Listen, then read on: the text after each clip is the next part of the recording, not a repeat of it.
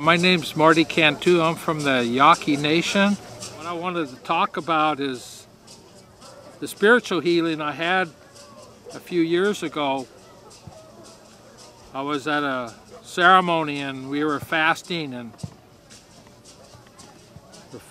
I was taking my medications, and my diabetes readings were in the 107s. That's pretty much my norm. And the first and second day after fasting, my readings were stable like that. And the third day of the ceremony, took my blood sugar count with a prick of a finger and a meter, and my readings jumped up 200 points, and we're in the 307. And I told the relatives, you know, and they said, well, why don't you go stand in that healing ceremony? So I went over and stood in that healing line, and afterwards I rested, and when everybody came back and we went back to our teepees and stuff, I took my readings again, and my readings went back down 200 points. So I believe that day is when I had my spiritual healing from diabetes. And from that day forward, I stopped taking the medications that the doctors had prescribed to me.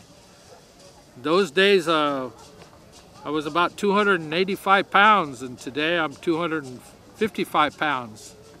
And still need to work on losing some more weight and to help me with this situation.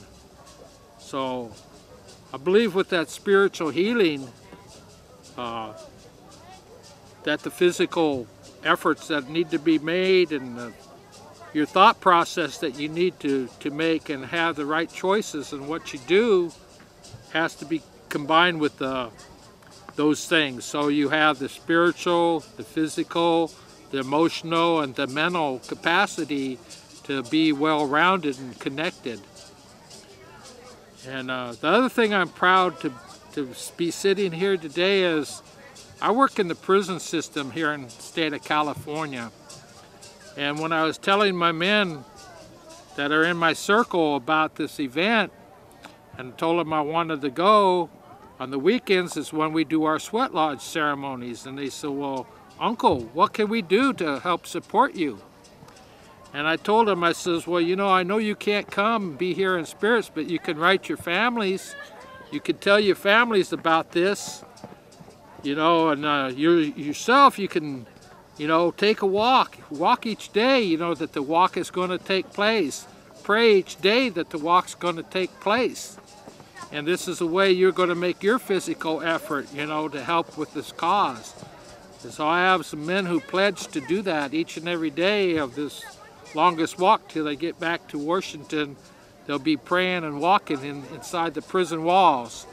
So I hope that's motivation to people that are questioning themselves of what they could do